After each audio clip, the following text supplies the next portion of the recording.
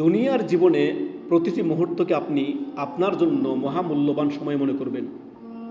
রাসূলুল্লাহ সাল্লাল্লাহু আলাইহি সাল্লামের একটি হাদিস রয়েছে, যেখানে নবী সাল্লাল্লাহু আলাইহি সাল্লাম বলেন, ইগতানিম খামসান ক্বাবলা খামসিন। তুমি মূল্যায়ন করো পাঁচটি অবস্থা, তোমার সামনে উপস্থিত হওয়ার পূর্বেই পাঁচটি অবস্থানকে তুমি মূল্যায়ন করো। অত্যন্ত মহামূল্যবান আপনার এই দুনিয়ার সময়, এই সময়কে আপনি অত্যন্ত মূল্যবান করবেন। প্রতিটি মুহূর্ত স্বর্ণালী মনে করবেন। এই যে প্রতি মুহূর্তে আপনার যাচ্ছে, মনে করবেন যে এটা আমার শেষ মুহূর্ত। দুনিয়ার জীবন শুধুই ক্ষণিকের।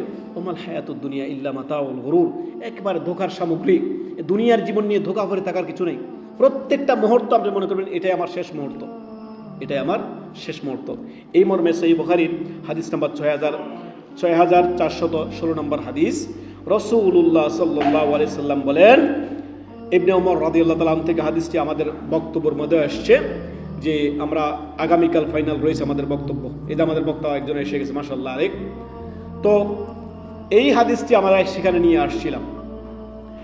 দুনিয়ার জীবনে প্রতিটা মুহূর্তকে, প্রতিটি ক্ষণ, প্রতিটি মুহূর্তকে আপনি নিজের জন্য মহামূল্যবান সময় মনে করবেন এটাই আমার জীবনের শেষ মুহূর্ত, এটাই আমার জীবনের শেষ ক্ষণ। প্রতিটা মুহূর্ত আপনি অনেক গভীরভাবে চিন্তা ভাবনা করে দেখিয়েন যে আসলে সময়গুলো মূল্যবান। আমরা অনেকেই বলি আমাদের বয়স বাড়তেছে, এই যে দেখতে দেখতে দাড়ি সাদা হতে লাগছে, এই যে দেখতে দেখতে চুল একটু করে সাদা হতে লাগতেছে। বয়স বাড়তেছে না ভাই, আপনার যে নির্ধারিত সময়, যে হায়াত, তা থেকে আপনি প্রতিদিন এক এক মিনিট করে, এক এক সেকেন্ড করে, এক এক দিন করে আপনার বয়স কমতেছে। সুবহানাল্লাহ। দুনিয়ার জীবনকে আপনি মূল্যায়ন করেন, দুনিয়ার প্রতিটি মুহূর্তকে আপনি মূল্যায়ন করবেন।